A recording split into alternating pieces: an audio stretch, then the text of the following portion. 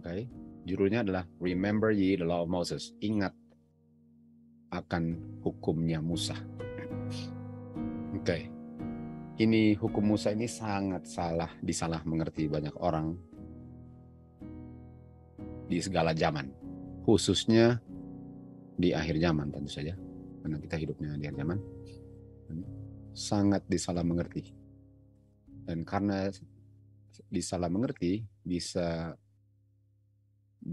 menghasilkan kebinasaan kekal. Kan?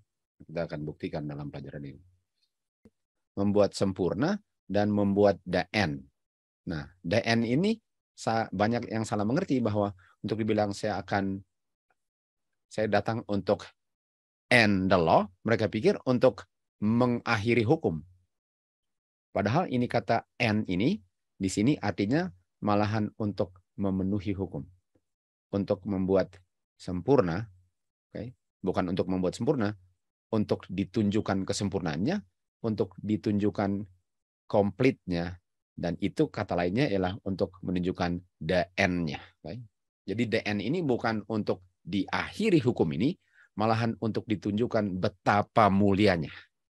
Okay? Jadi boleh dikatakan bahwa Tuhan Yesus datang ke dunia ini untuk put the end of the law. Tapi the end itu orang pikir bahwa untuk ditiadakan. Karena kita biasa dengar kata the end itu habis. Betul, kata the end habis. Tapi bahasa Alkitab ini, the end dalam konsep ini bukan habis. Tapi membuat sempurna, mengungkapkan kesempurnaannya, mengungkapkan betapa mulianya. Itu arti daripada fulfill. Oke. Jadi Tuhan Yesus bilang, saya datang untuk fulfill. Mengungkapkan kesempurnaannya, mengungkapkan komplitnya, mengungkapkan the end-nya. Okay. Roma 8 ayat 3, kita bicara tentang hukum. Di sini katakan, hukum ada sesuatu yang hukum nggak bisa bikin. Okay. Hukum nggak bisa bikin sesuatu. Dan kita lihat di ayat 4, dia bilang, hukum nggak bisa tolong kamu fulfill the law. Okay. Jadi hukum nggak bisa membuat kamu dengan sempurna menurut hukum. Hukum nggak bisa membuat kamu dengan komplit menurut hukum. Hukum nggak bisa dengan sempurna membuat kamu the end hukum. Nggak bisa. Okay. Dan the end, complete dan perfect itu adalah righteousness-nya daripada hukum. Kata lain, righteousness adalah glory. Artinya hukum itu nggak bisa tolong saya untuk menurut hukum. Nggak bisa. Hukum itu hanya bilang saya berdosa atau saya tidak berdosa. Hukum Tuhan itu bukan yang menolong saya untuk berhenti berdosa. Hukum Tuhan itu seperti cermin, di mana cermin nggak membersihkan wajah saya. Cermin itu hanya mengungkapkan apakah wajah saya kotor atau bersih. Dan Tuhan Yesus bilang, saya datang untuk memenuhi yang hukum nggak bisa, saya datang untuk tolong kamu untuk menjadi sempurna. Saya datang untuk menolong kamu untuk memenuhi menurut 10 hukum dengan sempurna, dengan komplit, dengan the end. Karena hukum nggak bisa bikin itu. Jadi yang bisa bikin itu siapa? Tuhan Yesus. Hanya Tuhan Yesus yang bisa membuat orang tidak berdosa. Hukum hanya menunjukkan orang itu berdosa atau tidak. Tapi kalau orang itu berdosa, hukum nggak bisa tolong orang itu untuk berhenti berdosa. Yang bisa tolong orang itu berhenti berdosa adalah Tuhan Yesus. Itu Matius 5:17, Roma 8:3, dan Roma 8:4. Nah, kita lanjut lagi kutipan berikut. Di sini katakan, Tuhan Yesus diincer-incer mata-mata di zaman orang-orang Farisi kan. Yang siap untuk tangkap Tuhan Yesus, seandainya Tuhan Yesus mengucapkan kata-kata yang membuat dia perlu ditangkap. Dan Tuhan Yesus sangat mengetahui akan situasi ini. Tuhan Yesus waktu bicara, dia sangat tahu setiap katanya sedang dikeker dengan mikroskop untuk kedapatan kesalahan, untuk membinasakan dia. Dan setelah itu dikatakan, Tuhan Yesus nggak pernah bilang apa-apa untuk meragukan orang Yahudi mengenai agama dan institusi Musa. Coba lihat ini. Jadi Tuhan Yesus nggak pernah menjelekkan hukum Musa. Tuhan Yesus nggak pernah bilang hukum Musa nggak penting. Nggak pernah dia bilang gitu. Karena kalau dia bilang itu, itulah yang mereka sedang cari-cari. Kenapa? Karena suara Tuhan Yesus inilah yang mengucapkan hukum moral dengan hukum seremoni. Suara yang samalah, yang adalah fondasi daripada semua sistem Yahudi ini.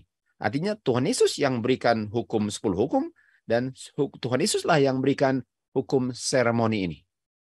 Lalu orang-orang Yahudi sedang cari kesalahan di mana mereka mau tangkap Tuhan Yesus untuk dia bilang bahwa enggak penting lagi hukum Musa ini. Hukum seremonial kan? Padahal Tuhan Yesus yang berikan. Dan Tuhan Yesus lah yang mengucapkan instruksi-instruksi di Bukit Sinai mengenai 10 hukum dengan hukum seremoni ini. Kan? Itu hukum Musa. Jadi bagaimana orang Yahudi mau dapat kesalahan untuk mendengar bahwa Tuhan Yesus mau meniadakan hukum Musa, sementara Tuhan Yesus yang berikan itu kepada Musa. Makanya nggak pernah mereka bisa tangkap Tuhan Yesus. Malahan mereka harus membuat saksi dusta untuk tangkap Tuhan Yesus. Artinya kalau mereka nggak bisa dapat kesalahan, mereka harus fitnah. Hanya dengan fitnah lah mereka bisa tuduh yang nggak pernah salah. Dan oleh sebab itu, karena Tuhan Yesus sangat reverence, sangat menghormati ya hukum dan nabi-nabi yang Tuhan Yesus mau berikan untuk membuat orang-orang Yahudi ini jangan hidup dalam tempurung. Artinya mereka sangat nggak ngerti tentang 10 hukum dengan hukum ceremonial law yang diberikan kepada Musa, sehingga mereka punya kehidupan itu sangat seakan-akan mereka mau tutup semuanya dan mereka mau menjauhkan diri dari orang-orang di sekitar mereka. Sehingga mereka nggak jadi terang dunia. Tuhan Yesus mau buat itu. Mau kasih hancur itu tembok pemisah. Kan? Tuhan Yesus menginginkan mereka bukan hanya untuk memelihara 10 hukum, tetapi untuk develop prinsip-prinsip dari 10 hukum itu dan ajaran-ajaran nabi-nabi. Artinya Tuhan Yesus nggak akan tolak hukum Musa kalau dia mau menjelaskan hukum Musa dan 10 hukum kepada orang Israel. Jadi waktu dibilang bahwa Tuhan Yesus datang untuk memenuhi 10 hukum, Tuhan Yesus menghidupkan dengan sempurna 10 hukum, dia mau ajarkan kesempurnaan 10 hukum itu kepada orang Yahudi yang mengaku pemelihara 10 hukum dan mengaku pemelihara hukum Musa. Kristuslah yang memberikan kepada Musa instruksi, ini kan instruksi. Kristuslah yang memberikan kepada Musa instruksi yang Musa perlu berikan kepada orang-orang Israel. Kristuslah yang membawa mereka keluar dari Mesir, perbudakan Mesir. Musa dan Harun adalah pemimpin yang kelihatan.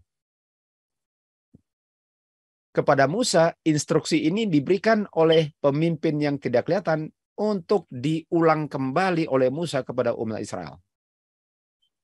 Seandainya Israel menurut instruksi yang diberikan melalui Musa, tidak satu pun orang, kalau menurut hukum yang diberikan Tuhan Yesus kepada Musa, tidak seorang pun di padang belantara perlu sakit ataupun mati.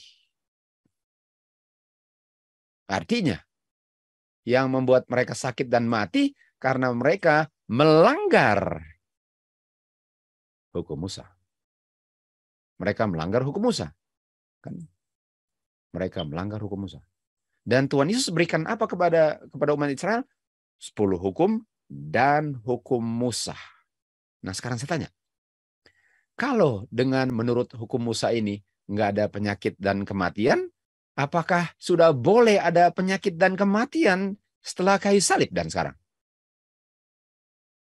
Karena hukum Musa sudah dipakukan kan? Kalau sudah dipakukan artinya semua orang boleh sakit dan mati dong. Kalau diberikannya untuk enggak sakit dan mati. Soalnya banyak sudah pakukan ini, betul? Banyak sudah memakukannya. Lukas 17 ayat 12. Sementara dia masuk ke sebuah desa, di situ bertemu dengan Tuhan Yesus 10 orang kusta yang berdiri jauh. Kita tahu mereka berdiri jauh karena kusta kan, sama dengan dosa juga. Dosa membuat orang terpisah dari Tuhan. Yesaya 59:1-2. Jadi orang kusta ini melambangkan orang berdosa. Dan mereka bersuara dan mereka bilang, "Guru, kasihanilah kami." Okay? Ini kata kasihanilah penting. Okay? Guru, kasihanilah kami. Okay? Have mercy on us. Have mercy on us. Okay? Lalu Tuhan Yesus ayat 14 bilang, dan waktu Tuhan Yesus melihat mereka, dia bilang kepada mereka, "Pergilah tunjukkan dirimu kepada imam-imam." Jadi Tuhan Yesus bilang apa? Pergi tunjukkan kepada Musa. Tunjukkan kepada imam-imam. Jadi waktu dibilang have mercy, waktu dibilang berkemurahanlah, jawaban Tuhan Yesus apa? Tunjukkan dirimu kepada imam-imam. Okay. Dan waktu mereka pergi, mereka jadi bersih. Nah pertanyaannya, kenapa Tuhan Yesus suruh mereka ke imam-imam lalu dan mereka bersih? Kenapa mereka harus ke imam-imam? Oke, kita lihat di Imamat 13 ayat 1 dan 2 dan 3, oke? Di Imamat dibilang, dan Jehovah God berbicara kepada Musa, artinya Musa lah yang harus sampaikan, karena 10 hukum enggak lewat Musa. Tapi hukum Musa, hukum Tuhan itu yang lewat Musa namanya hukum Musa, walaupun itu hukum Tuhan yang diberikan melalui Musa. Artinya ini hukum Tuhan. Jadi kenapa dia suruh mereka untuk pergi ke imam? Imamat 13 ayat 2. Waktu ada orang di kulitnya ada seperti luka-luka begitu, dan mulai warna putih, dan dia punya kulit sudah seperti sudah kecabut-cabut, itu namanya apa? Kusta. Dan orang yang kusta harus dibawa ke siapa? Ke seorang imam. Nah, siapa yang berikan ini? Tuhan Yesus yang berikan kepada Musa. Dibilang kalau ada orang kusta, kamu harus bawa dia ke siapa? Imam. Artinya, waktu mereka bilang, have mercy, berkemurahanlah kepada kami. Tuhan Yesus punya cara berkemurahan ialah apa? Jangan lupa hukum Musa. Artinya kalau saya mau menerima mercy dari Tuhan, saya jangan lupa hukum apa? Musa, karena dengan melakukan hukum Musa, mereka jadi bersih dari kustanya. Tentu saja Tuhan yang sembuhkan, tapi Tuhan sembuhkannya dengan catatan kamu menurut hukum Musa. Kamu menurut hukum Musa. Karena mereka disuruh untuk pergi ketemu dengan Musa. Ketemu dengan imam. Sesuai dengan hukum Musa. Dan kalau imam bilang kamu bersih, artinya kamu bersih. Bukankah itu yang terjadi kepada orang-orang kusta ini? Walaupun cuma satu yang kembali berterima kasih kan. Lanjut lagi kutipannya. Di Spirit of Prophecy kan. Dikatakan di sini, dengan sukacita mereka mempersembahkan, mereka punya offering persembahan kepada imam-imam dan membesarkan nama Tuhan Yesus yang telah memulihkan mereka kepada kesehatan yang sempurna. Saksi yang tidak bisa dibantah meyakinkan imam-imam akan kuasa Tuhan Yesus yang kuasa ilahi. Artinya mereka bilang, waduh, ini nggak bisa kalau manusia bikin ini. Artinya mereka tahu ini kuasa ilahi yang sembuhkan. Imam-imam ya. Walaupun mereka nggak mau mengakui bahwa dialah juru selamat yang mereka nantikan. Orang Farisi telah mengambil sikap bahwa ajaran Tuhan Yesus sangat bertentangan dengan hukum Musa. Dan untuk membuktikan ini salah, Instruksinya untuk mengirim orang-orang berkusta ini untuk pergi ke imam sesuai dengan hukum Musa adalah bukti bahwa tuduhan mereka salah. Artinya sekarang saya tanya, apakah Tuhan menghormati hukum Musa? Apakah penting hukum Musa? Iya. Nah sekarang saya tanya, apakah hukum Musa nggak perlu lagi setelah kayu salib? Apakah hukum Musa nggak perlu lagi setelah kayu salib? Kalau melakukan hukum Musa nggak akan sakit. Keluaran 15:26, kalau kamu melakukan semua ini dan memelihara statutku, kamu akan ada penyakit. Betul? Apakah itu nggak berlaku lagi? Di John 8.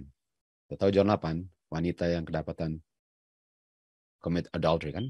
Orang-orang scribes dengan Farisi membawa wanita yang berzina ke tengah-tengah di mana Tuhan Yesus berdiri dan bilang kepada dia, "Guru, wanita ini kita tangkap sedang melakukan pelacuran.